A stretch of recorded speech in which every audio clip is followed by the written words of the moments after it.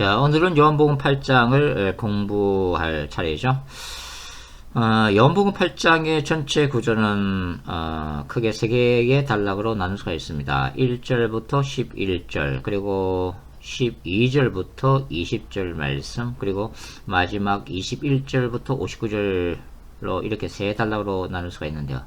첫 번째 단락인 1절부터 11절에는 어떤 내용이 기록되어 있죠? 바로 가늠하다가 잡힌 여인에 대한 예수님의 용서 이야기를 기록을 해놓고 있습니다. 두 번째 단락인 12절부터 20절까지는 빛된 예수 그리스도에 대한 증인들 기사가 기록되어 있고요. 그 다음에 세 번째 단락인 21절부터 59절까지는 예수님과 바리새인들 사이에 일어났던 이 치열한 논쟁의 절정을 다루고 있습니다. 바로 빛과 어둠의 전쟁이 극한 상황 속에서 일어나고 있음을 보여주고 있죠.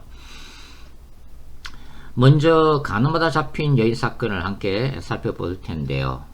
특별히 오늘은 영화 이야기와 명화, 렘블란트의 명화 이야기를 통해서 한번 생각을 해보도록 그렇게 하겠습니다. 먼저 오늘 본문을 먼저 같이 한번 읽어보죠. 요한복음 7장 53절부터 8장 11절 말씀까지를 한번 읽어보도록 하겠습니다.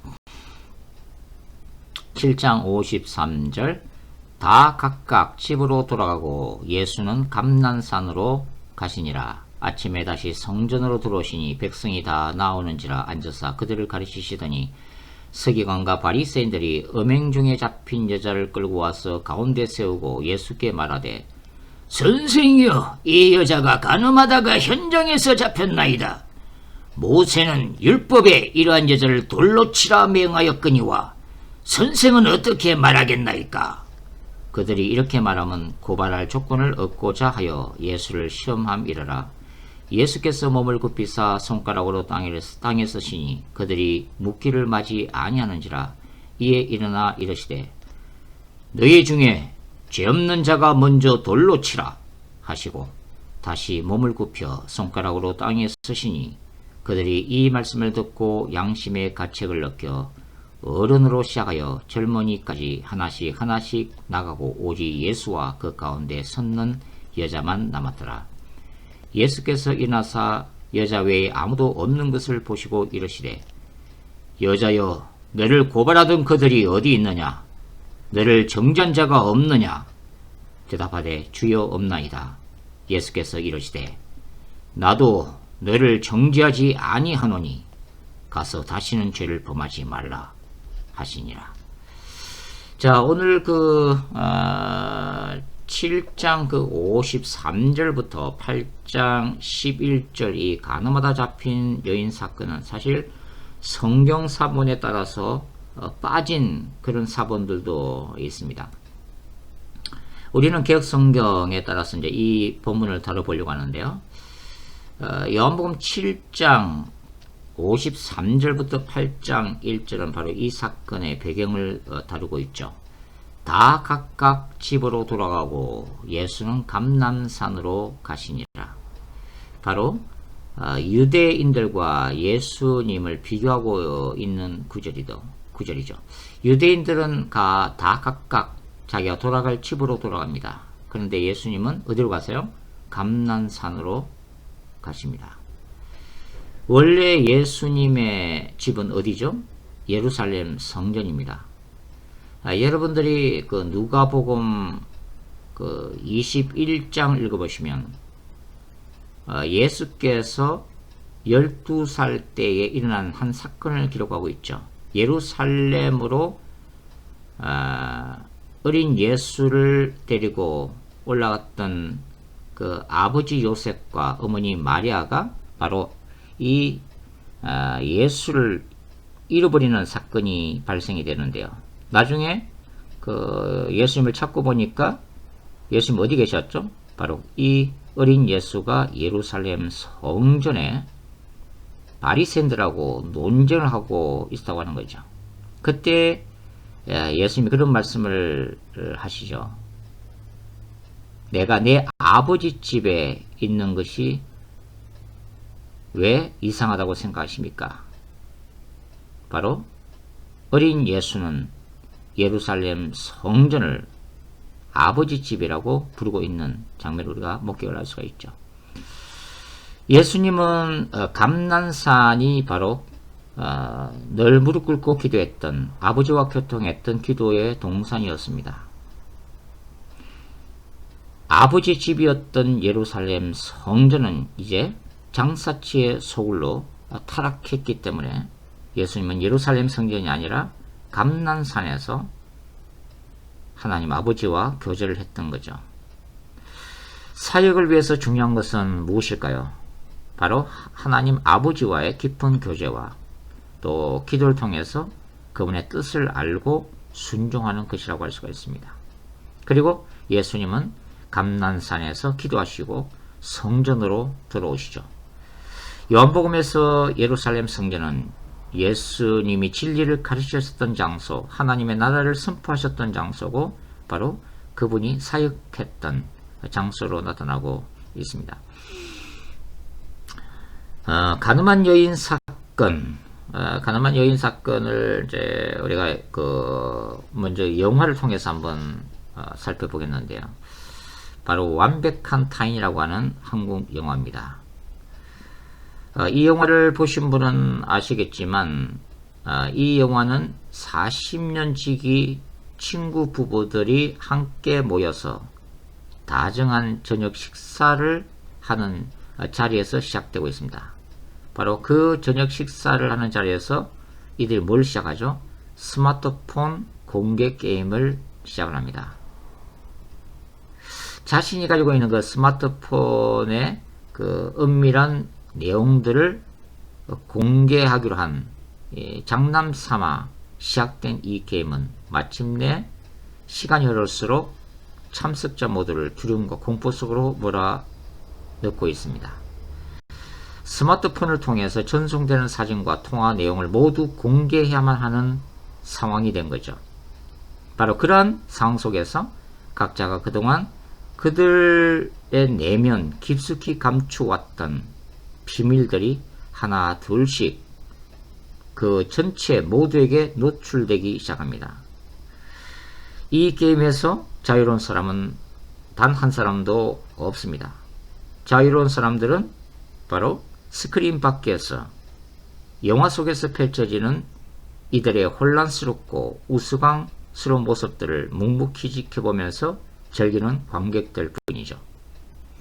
이 영화 속의 등장인물들은 그동안 서로를 너무나 잘 알고 있었다고 생각했지만 어릴 때부터 친구였기 때문에 서로의 비밀들을 완벽하게 알고 있었다 생각하지만 하나둘씩 밝혀지는 이 비밀 앞에서 그들은 혼란을 겪기 시작합니다. 사실 서로 간에 너무나도 잘 모르고 있었던, 말 그대로 각자에게 완벽한 타인의 관계였다는 것을 알게 되죠. 심지어 가장 가까운 부부 사이에도 말입니다. 이 영화의 원작은 이태리 영화인 Perfect Strangers라고 전해지고 있습니다. 2016년에 방영되었던 영화라고 하는데요. 모티브나 줄거리가 거의 같습니다. 이 영화에서 보여주듯이 우리 모두는 사실 은밀한 자기만의 비밀의 방을 가지고 있죠. 이 영화의 말미에 나오는 문구처럼 우리에게는 각자의 공적인 삶이 있고 개인적인 삶이 있고 동시에 비밀의 삶이 있다고 하는 것입니다.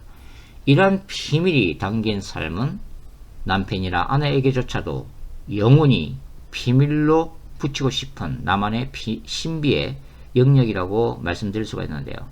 이 비밀이 공개되면 인간관계는 어떻게 될까요? 마침내 깨어지게 되어 있습니다. 인간 모두가, 저와 여러분 모두가 사실은 비밀을 간직하고 있는데요. 이러한 은밀한 비밀에 대해서 성경은 무엇이라고 말씀하고 있을까요? 예수에 따르면 이 모든 것은 인간의 죄악된 본성에서 나오는 것입니다. 예수님은 인간 속에서 나오는 악한 생각과 살인과 간음과 음란과 도둑질과 거짓 증언과 비방이 사실 인간을 더럽게 만드는 것들이라고 말씀하고 있죠. 마태복음 15장 19절에 기록이 되어 있습니다. 이렇게 인간 내면에 깊숙하게 존재하는 그 비밀이 공개되면 모든 상황이 위기를 맞이하게 되어 있다는 것이죠. 그것이 바로 이 영화 완벽한 타인의 핵심적인 메시지입니다.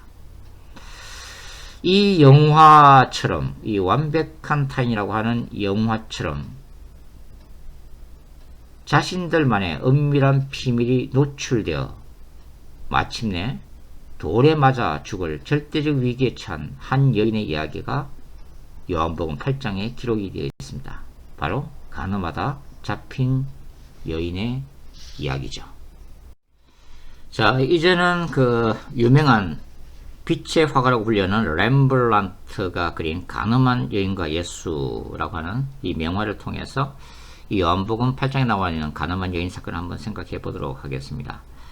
여러분들이 이제 그림을 보시면 이 렘블란트는 화폭 전체를 상하로 2등분하여 분할하고 있음을 알 수가 있죠. 위쪽 화폭의 상단 위쪽을 보시면 대제사장이 주관하는 재판장의 모습이 그려져 있습니다. 그리고 화폭의 하반부 아래쪽은 예수께서 주관하시는 재판정의 모습, 법정의 모습을 동시에 그려놓고 있죠. 그러면서 렘블란트는 서로 대비를 시키고 있다는 것을 알 수가 있습니다. 윗 상단에는 화려한 복장으로 권위 있는 자리에 앉아서 무릎을 꿇고 있는 청중들을 바라보면서 대제사장은 엄격하게 율법을 적용하고 있습니다. 그리고 재판을 진행하고 있죠. 사실 이 자리에서는 용서와 긍휼은 존재하지 않습니다. 오직 엄격한 법의 집행만이 존재할 뿐이죠. 그것도 예수님 당시에 이 율법 준수를 위해서 613개조에 달하는 장로의 유준을 만들어서 그것을 엄격하게 적용하면서 집행을 냈습니다. 그래서인지 이 화가 렘블란트는 이 명화의 위쪽에 전체적인 색조를 어떻게 그려놓고 있어요? 약간 어두침침한 분위기로 연출해 놓고 있습니다. 이거는 이제 대조적으로 이 그림의 이 하반부에서는 렘블란트가 예수와 여인이 있는 이쪽을 밝은 빛으로 처리하고 있음을 볼 수가 있는데요. 여기에 보시면 한 여인이 재단에 계단에 끌려와 있습니다. 그리고 당대의 종교 지도자들이며 권력층인 서기관과 바리새인들에 의해서 둘러싸여 있죠. 렘블란트가 그린 이 여인은 대단히 사치스러운 옷을 입고 있습니다. 기부인으로 추정이 되고 있는데요. 그렇다면 이 여인을 상대할 만한 그녀의 파트너는 어떤 사람이었을까요? 성경에는 언급이 없습니다. 유대 사회에서 명망 있는 집안의 금수저 출신의 남자였을까요? 한 가지 의문점도 있습니다. 가늠한 현장에서 붙들려서 잡혀왔다면 왜 여자만 이 자리에 끌려왔을까요? 남자는 돈과 권력을 사용해서 그 자리를 교묘하게 이미 빠져나간 것일까요? 이러한 기사가 철저히 남성 위주의 사회였고 권력층이 갑질하는 유대 사회의 어두운 일면을 보여주고 있는 것이라는 생각도 듭니다. 렘브란트의 그림을 보시면 검은 복장을 한 바리새인이 오른손으로 여인을 가리키며 강경한 의조로 예수께 묻고 있는 장면이 있죠. 바로 오늘 본문 4절과 5절 말씀이죠. 선생이여, 이 여자가 가늠하다가 현장에서 잡혔나이다. 모세는 율법에 이러한 자들을 돌로 치라 맹하였거니와 선생은 어떻게 말하겠나이까. 자, 예수님이 이 여인에게 죄가 있으니 죽이라 라고 말하게 되면 어떻게 되죠? 유대인의 자체 사형 집행권을 인정하지 않는 로마법의 저촉이 될 것입니다. 만일 예수님이 죄가 없다라고 선하면 어떤 일이 벌어지죠? 모세의 율법을 어기게 됩니다. 따라서 예수님은 즉각적인 답변을 피하십니다. 그 대신에 어떻게 하세요? 몸을 굽혀서 손가락으로 한동안 땅 위에 글을 쓰고 계십니다. 예수님을 빨리 올가미에 넣어서 죽일 국로로 가득 차 있는 바리새인들의 정오에 찬 급박한 물음들, 업무로 이글거리는 눈동자들, 그 혼돈과 어둠의 권세가 넘쳐나는 현장에서 예수님은 어떻게 하셨다고요? 침착하게 글만 쓰고 계셨던 것입니다. 여러분들이 주목할 것은 렘블란트의 그림 속에서 가장 빛을 발하고 있는 인물이 예수가 아닙니다. 중심적인 인물은 바로 가늠하다 현장에 끌려온 여인입니다. 그림을 자세히 보시면 그림의 정중앙 하단에 예수가 아닌 잡혀온 여인이 배치가 되어지고 있음을 볼 수가 있죠. 더욱이 가장 밝은 스포트라이트가 죄 많은 이 여인에게 집중적으로 쏟아지고 있는 방식으로 렘블란트가 그림을 그려놓고 있다는 것을 발견할 수가 있습니다. 렘블란트는 역설적이게도 용서의 복음을 이렇게 표현하고 있는 것이죠. 자기 자신이 거룩한 하나님 앞에서 얼마나 처참한 죄인이며 하나님의 용서를 필요로 하는 인간인지를 정직하게 인식하는 자들에게만 임하는 바로 하나님의 놀라운 은혜의 빛인 것입니다. 서기관과 바리새인들, 대제사장들은 겉으로 드러난 행위로서의 죄만 다루는 존재들이죠. 그러나 예수는 인간의 내면 속에 존재하는 죄악까지 꿰뚫어 보시는 분이십니다. 예수님은 마태복음 5장 28절에서 이렇게 말씀하신 바가 있죠. 나는 너희에게 이르노니 음욕을 품고 여자를 보는 자마다 마음에 이미 간음하였느니라. 사탄적 시험과 위기의 장소에서 예수는 무리들의 격정과 흥분과 분노가 어느 정도 사그러질 무렵 천천히 몸을 일으키시며 그들의 눈을 직시하십니다. 그리고 단호한 의지로 이렇게 말씀하셨죠. 오늘 본문 8장 7절 말씀인데요. 너희 중에 죄 없는 자가 먼저 돌로 치라. 자, 서기관들과 제사장들은 화려한 옷을 입고 탁월한 언변으로 율법을 가르치고 집행했지만 그들의 추악한 내면적 죄악들은 반드시 숨겨야만 하는 은밀한 비밀들로 그들의 영혼을 채우고 있다고 하는 거죠. 예수님은 그들 속에 있는 그 죄악들을 직시하셨고 말씀으로 그들의 양심을 뒤흔들고 계셨던 것입니다. 렘블란트는 그림 속에서 여인을 가리키고 있는 바리새인의 손을 밝은색으로 처리해 놓고 있습니다. 여인의 죄를 지적하는 율법의 거룩함을 나타내고 있는 거죠. 반면에 바리새인의 복장은 죄를 상징하는 검은색으로 처리하고 있습니다. 바로 흙과 백의 대조를 통해서 그들의 이중적인 모순을 고발하고 있는 것이죠. 그리고 그림에 보시면 서기관과 바리새인들의 뒤쪽으로 한 무리의 사람들이 어두움 속에서 조용히 자리 잡고 지켜보고 있습니다. 바로 죄인들과 세리들로 추정이 되어지고 있는데요. 그들은 묵묵히 예수의 이 놀라운 판결을 뒤에서 지켜보고 있습니다. 간음하다 잡힌 여인에 대한 예수의 놀라운 용서는 그들의 죄악된 삶에 희망을 동시에 비춰주고 있는 것이죠. 예수님의 다시는 죄를 범하지 말라라는 말씀은 바리새인들에 의해 죄인으로 정죄된 그들에게도 다시 일어설 용기를 불어넣고 새롭게 인생을 시작할 능력을 넣어주고 있었던 것이죠. 예수의 입을 통해 선포된 위대한 복음의 능력을 우리가 목격하는 순간입니다. 사실 오늘날 우리는 세상 속에서 완벽한 타인들로 오늘도 살아가고 있다고 할 수가 있습니다. 다중적인 외적 페르소나, 즉 수많은 가면 속에 숨겨진 일그러진 자산을 가지고 우리는 살아가고 있죠. 따라서 우리는 날마다 주님의 임재 앞에서는 철저한 낮아짐이 필요합니다. 동시에 죄인된 저와 여러분에게 부어주시는 그분의 은혜가 절실히 필요하죠. 오직 십자가의 보혈만이, 그분께서 허락하시는 끝없는 용서와 은총의 빛만이 우리의 영혼을 서슴게 만들 수가 있습니다. 그것이 바로 하나님의 능력이죠. 세상 사람들과 구별되는 예수 그리스도를 믿는 크리스천들의 영성, 우리는 그것을 회개 영성이라고 부릅니다. 그렇습니다. 오직 회개만이 살 길입니다. 수많은 죄악과 비밀들로 가득 찬 세상 속에서 우리가 지금도 살아가고 있기 때문이죠.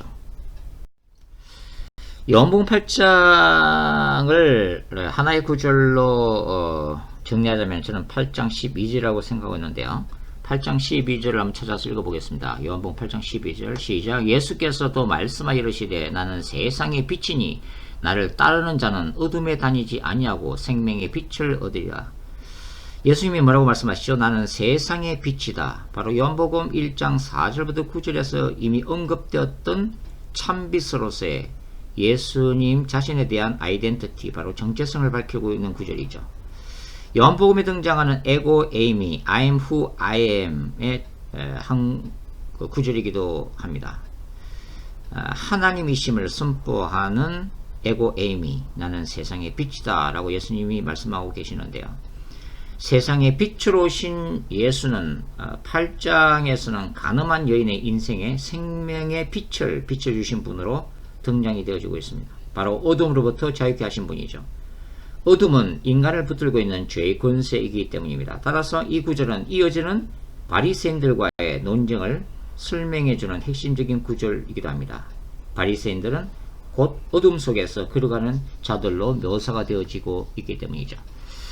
그 다음에 이제 12절부터 20절까지에는 바리새인들과의 논쟁이 나타나 있는데요. 바로 빛된 예수 그리스도에 대한 증인들에 대한 말씀이 기록이 되어 있습니다. 13절이 바로 바리새인들의 비판과 공격이 기록되어 있는데요. 바리새인들이 이르되 네가 너를 위하여 정언하니 내 정언은 참되지 아니하도다. 예수님이 나는 세상의 빛이다 라고 말씀하셨을 때 그것은 바로 너의 말이니 법적으로 효과가 없다 라고 비판을 하고 있습니다. 예수님은 두 명의 증인을 제시를 하고 계시죠. 그것이 바로 이제 예수님의 변정인데요. 예수님은 17절과 18절을 통해서 이렇게 변론하고 있습니다. 너의 율법에도 두 사람의 증인이 참되다 기록되었으니 내가 나를 위하여 증언하는 자가 되고 나를 보내신 아버지도 나를 위하여 증언하시니라. 자, 이 율법, 특별히 신명기 19장 15절에는 정인을 세울 때에 법정에서의 정인의 효력은 2명 이상으로 규정을 해놓고 있죠. 신명기 19장 15절에는 이렇게 기록되어 있는데요. 사람의 모든 악에 관하여 또한 모든 죄에 관하여서는 한 정인으로만 정할 것이 아니요 두 정인의 입으로나 세 정인의 입으로 그 사건을 확정하라고 하는 것입니다. 예수님이 말씀하시는 것은 자기 자신이 한 명의 정인이요 또 예수 자신을 위해서 하늘 아버지가 증거하시기 때문에 2명의 정인이라고 하는 것입니다. 예수님이 자기 자신을 정인으로 세운 그 이유로는 바로 14절 말씀인데요. 예수께서 대답하여 이르시되 내가 나를 위하여 정언하여도 내 정언이 참되니 나는 내가 어디서 오며 어디로 가는 것을 알거니와 너희는 내가 어디서 오며 어디로 가는 것을 알지 못하느니라. 예수님은 하늘로부터 와서 하늘로부터 돌아갈 분임을 예수 스스로가 잘 아시기 때문에 자신의 증언이 참되다는 지금 변론을 전개를 하고 있다고 하는 것입니다. 요한복음 6장에서는 우리가 공부할 때에 예수님은 뭐라고 묘사되었죠? 바로 하늘로부터 온 생명의 떡이다 라고 하는 거죠. 그때 예수님은 또 요한복음에서 6장에서 어떤 말씀하셨어요? 말씀이 믿어지지 않으면 내가 행하는 표적을 보고서라도 믿으라라고 말씀을 하셨죠. 하늘 아버지는 바로 예수께서 행하시는 7가지 표적을 통해서 그 정을 하신다고 하는 것입니다.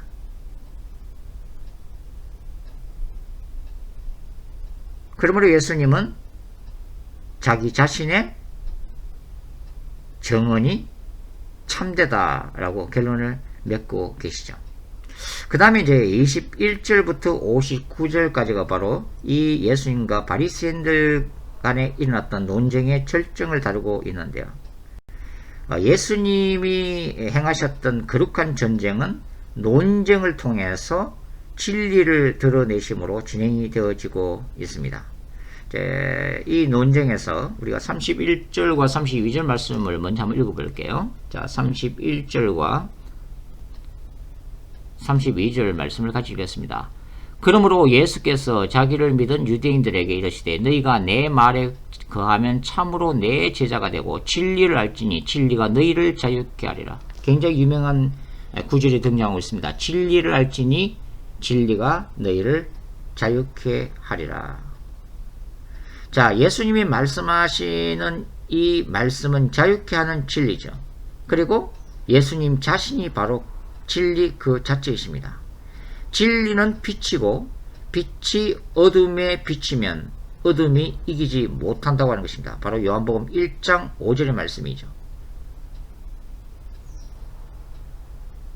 예수님의 이 진리가 자유케 한다는 것은 바로 죄와 사탄의 권세로부터 자유케 되는, set free 되는 역사를 지금 말씀하고 있는 거죠. 이러한 죄와 사탄의 권세로부터 해방되는 것은 타 종교와 구별되는 기독교의 핵심적인 사상이라고 말씀을 드릴 수가 있습니다. 여러분, 사도행전 17장을 읽어보시면 바울이 그 아덴을 아덴을 전도하는 그 얘기가 나오죠. 바로 아레오바고에서 행한 그 바울의 설교가 기록이 되어지고 있는데요.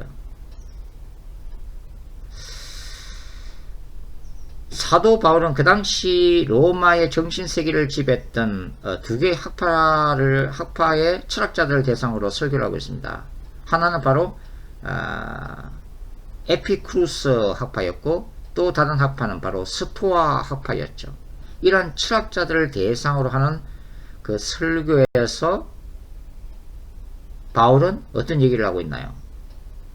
바울은 이러한 철학 사상들이 진리 대신 예수 그리스도 하나님을 찾아가는 하나의 중간 과정으로 설명하고 있습니다. 바로 손으로 더듬어 가는 그 중간 과정이 바로 인간들이 가지고 있는 사상과 철학들이라는 설교를 하고 있죠. 그러나 사실 인간이 가지고 있는 이 사상과 철학들이 우상화가 되면, 절대화가 되면 어떤 일이 벌어져요? 바로 사탄의 경관진이 발생한다고 하는 것입니다. 잠깐 이제 바울의 그 서신을 살펴볼 텐데요. 특별히 이제 고린도 후서를 한번 찾아보도록 하겠습니다. 고린도 후서 말씀을 한번 찾도록 하겠습니다. 고린도 후서 4장을 한번 찾아보죠. 고린도 후서 4장 3절과 4절을 한번 찾아서 읽어보도록 하겠습니다. 고린도 후서 4장 3절과 4절 같이 읽겠습니다. 시작. 만일 우리의 복음이 가리었으면 망하는 자에게는 가리어진 것이라. 그 중에 이 세상 신이 믿지 아니하는 자들의 마음을 혼미하게 하여 그리스도의 영광의 복음의 광채가 비치지 못하게 함이니 그리스도는 하나님의 형상이라. 자, 바울이 1세기 로마 세계의 곳곳을 여행하면서 예수님의 복음을 전했습니다. 그러나 그 가운데는 받아들이는 사람도 있고 그 복음을 끝까지 거절하는 사람들도 있었던 거죠. 바울은 그것의 영적인 실체를 나중에 깨닫게 됩니다. 그리고 고린도 후서에 기록을 해놓고 있는데요. 그것이 뭐냐면 왜 사람들이 예수님의 복음을 받아들이지 아니하는 것인가에 대해서 4절 보시면 이 세상 신이 누구예요? 바로 사탄입니다.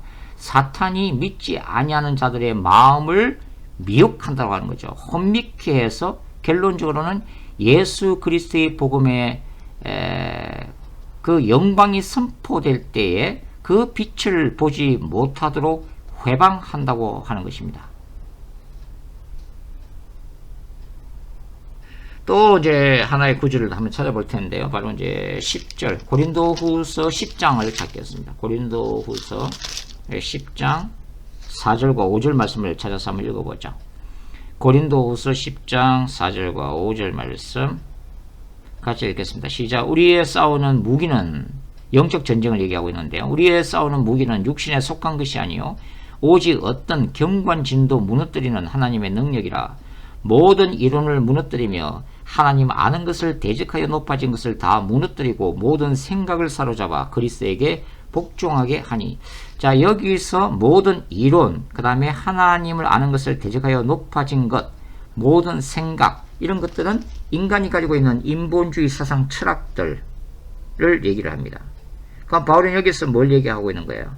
이러한 인간들의 그 사상이나 철학들이 사실은 하나님의 진리를 알 수 있는 희미한 빛이지만 이것이 이제 우상화되게 되면은 사탄의 경관지를 형성해서 인간이 가지고 있는 사상 철학들이 우상화가 되면은 경관 사탄의 진을 형성을 하게 된다고 하는 것입니다.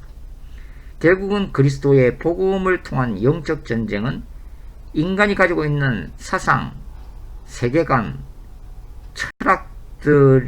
철학들을 깨뜨리는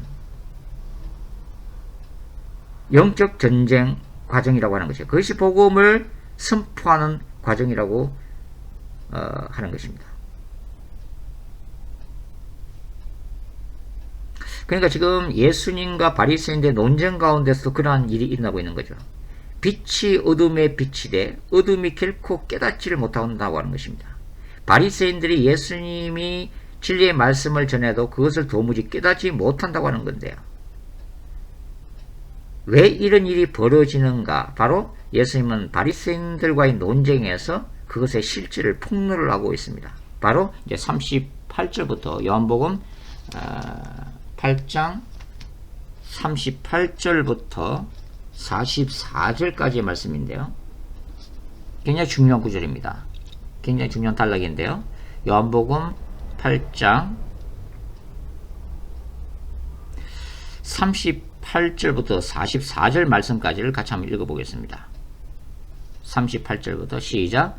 나는 내 아버지에게서 본 것을 말하고 너희는 너의 아비에게서 들은 것을 행하느니라. 대답하여 이르되 우리 아버지는 아브라함이라 하니 예수께서 이르시되 너희가 아브라함의 자손이면 아브라함이 행한 일들을 할 것이 이거늘 지금 하나님께 들은 진리를 너희에게 말한 사람이 나를 죽이려 하는도다. 너희는 바리새인들이죠. 아브라함은 이렇게 하지 아니하였느니라. 너희는 너희 아비가 행한 일들을 하는도다. 대답하되 우리가 엄난한 데서 나지 아니하였고 아버지는 한 분뿐이시니 곧 하나님이시로다. 바리새인들은 뭐라고 대답하고 있는 거예요? 자기 아버지는 하나님이라고 지금 주장하고 있는 거죠. 그때 예수님 뭐라고 말씀하세요? 42절. 예수께서 이르시되 하나님이 너의 아버지였으면 너희가 나를 사랑하였으리니 이는 내가 아버지께로부터 나와서 왔음이라. 나는 스스로 온 것이 아니요 아버지께서 나를 보내신 것이니라.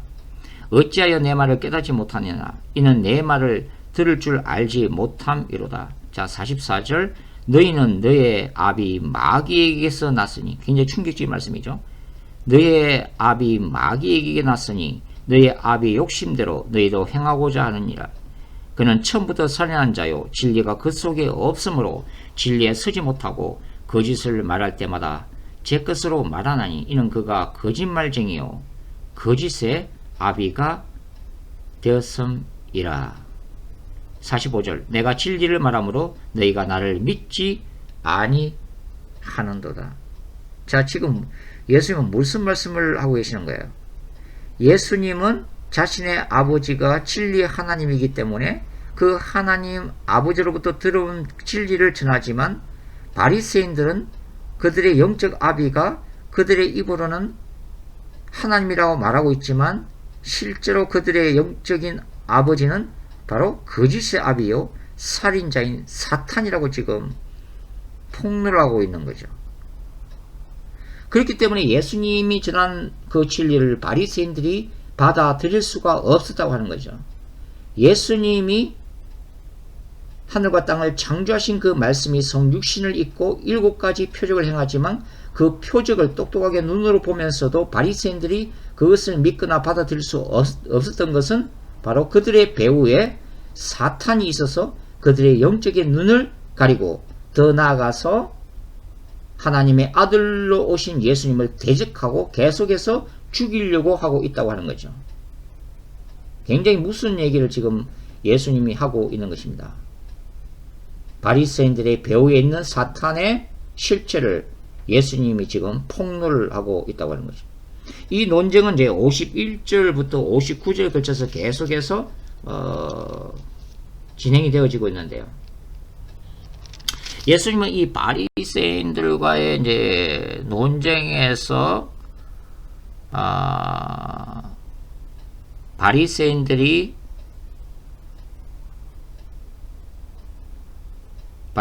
이제 예수님을 공격하고 비판하셨을 때,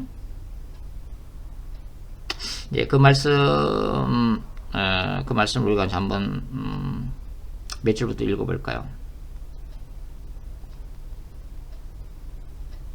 51절부터 한번 읽어보겠습니다. 51절. 진실로 진실로 너희에게 이르노니 사람이 내 말을 지키면 영원히 죽음을 보지 아니하리라. 유대인들이 이르되 지금 내가 귀신 들린 줄 아노라. 예수님에게 악령이 들렸다고 지금 공개하고 있는 거죠. 아브라함과 선지자들도 죽었거늘 네 말은 사람이 내 말을 지키면 영원히 죽음을 맛보지 아니하리라 하니 너는 이미 죽은 우리 조상 아브라함보다 크냐? 또 선지자들도 죽었거늘 너는 너를 누구라느냐? 54절. 예수께서 대답하시되 내가 내게 영광을 돌리면 내 영광이 아무것도 아니거니와 내게 영광을 돌리시는 이는 내 아버지시니 곧 너희가 너의 하나님이라 칭하는 것이니라. 너희는 그를 알지 못하되 나는 아노니 만일 내가 알지 못한다 하면 나도 너희같이 거짓말쟁이가 되리라. 나는 그를 알고 또 그의 말씀을 지키노라. 너희의 조상 아브라함은 나의 때에 볼 것을 즐거워하다가 보고 기뻐하였느니라. 유대인들이 이르되 네가 아직 50세도 못 되었는데 아브라함을 보았느냐? 56절. 예수께서 이르시되 진실로 진실로 너희에게 이르노니 아브라함이 나기 전부터 내가 있느니라 하시니라. 또 59절. 그들이 돌을 들어 치려거늘 예수께서 숨어 성전에서 나가시니라. 지금 예수님 무슨 말씀을 하고 계시죠? 58절. 진실로 진실로 너에게 이르노니 아브라함이 나기 전부터 내가 있느니라. 아브라함이 태어나기 이전부터 내가 존재했다라고 말씀하시죠. 이것이 그리스도의 선제사상입니다. 우리가 이미 요한복음 1장에서 공부를 했죠. 예수님은 세상이 창조되기 전부터 하나님으로 존재했었다 하는 거죠. 그렇기 때문에 예수님이 내가 아브라함이 있기 이전부터 내가 이미 존재했다라고 말씀하신 거죠. 바리새인들은 그 말씀을 받아들이지를 못합니다.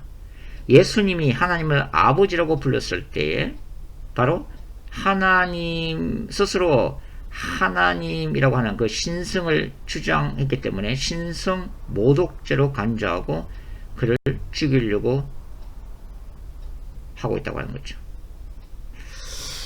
자, 우리가 이제 요한복음 8장을 공부를 했는데요. 오늘 8장에서 예수님이 말씀하신 이 진리의 말씀에 따르면 사탄에 속한 자들은 어둠에 속하여 진리의 빛을 거부하게 된다고 하는 것입니다. 예수 그리스도의 복음을 받아들이지 않는 자는 영적으로 보면 어찌 보면 가장 교만한 사람일 수가 있습니다. 인간적으로 아무리 착하고 법 없이 살고 또 사회적으로 굉장히 선행을 하고 그래서 칭송받는 그런 도덕적이고 윤리적인 사람일지라 하더라도 예수 그리스도를 받아들이지 않는 분들은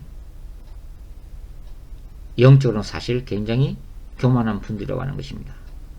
물론 그 배후에 사탄이 방해를 하고 사탄이 미혹하기 때문인데요.